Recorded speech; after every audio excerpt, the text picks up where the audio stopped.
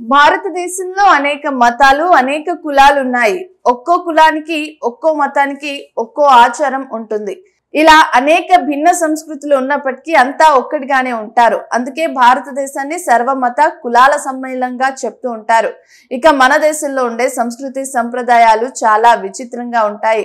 ఒక ప్రాంతానికి చెందిన సంప్రదాయాలు వేరే ప్రాంతానికి డిఫరెంట్ గా కనిపిస్తూ ఉంటాయి. ఇప్పటికీ ఆనాటి ఆచార వ్యవహారాలను కంప్యూటర్ యుగంలో కూడా పాటించడం విశేషం. అయితే పెళ్లిళ్ళు ఒక్కో ప్రాంతంలో ఒక్కో విధంగా చేస్తూ ఉంటారు. కొంతమంది సంస్కృతి సంప్రదాయాలను విస్మరిస్తున్నా గిరిజన తెగలకు చెందిన వారు మాత్రం వారి సంస్కృతిని ఎక్కడికి పోనివ్వట్లేదు. ముఖ్యంగా ఆంధ్రప్రదేశ్ రాష్ట్రంలోని నల్లమల అడవుల్లో నివసించే చెంచు తెగలు మాత్రం ఇంకా వారి తాతలు తండ్రులు పాటించిన సంప్రదాయాలను పాటిస్తూ పెళ్లిళ్లు చేసుకుంటూ అందరినీ ఆశ్చర్యపరుస్తున్నారు. చెంచు తెగలకు చెందిన వారి పెళ్లిళ్లలో ఖచ్చితంగా సారా మాత్రం ఇచ్చి పుచ్చుకోవాలి.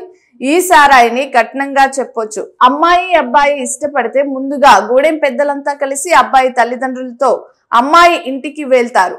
ఆ తర్వాత వెళ్ళేటప్పుడు అబ్బాయి తరపున వాళ్ళు 5 సీసాల సారాయిని వారికి ఎదురుగా ఉంచాలి. అమ్మాయి తరపున ఉన్న వాళ్ళు 3 సీసాల సారాను వరుడు తెచ్చిన సారాయితో కలిపిస్తారు. ఈ 2 సారాలను ఒక దాంట్లో వేసి కలుపుతారు. ఇలా కలిపితే 2 కుటుంబాలు కలిసినట్లు, ఇంకా చెప్పాలంటే ఎంగేజ్మెంట్ అయిపోయినట్లు. ఆ తర్వాత ఇరు కుటుంబాలతో పాటు పెళ్లిని సెట్ చేసేందుకు వచ్చిన పెద్దలు కూడా ఆ 8 సీసాల సారాను అంతా పంచుకొని తాగుతారు. ఆ సమయంలో గూడెం పెద్దలు వారి పెళ్లి తేదీని నిర్ణయిస్తారు. అంతేకాకుండా కేవలం 11 రూపాయల కట్నం మాత్రమే తీసుకుంటాడు ఇక్కడ అబ్బాయి.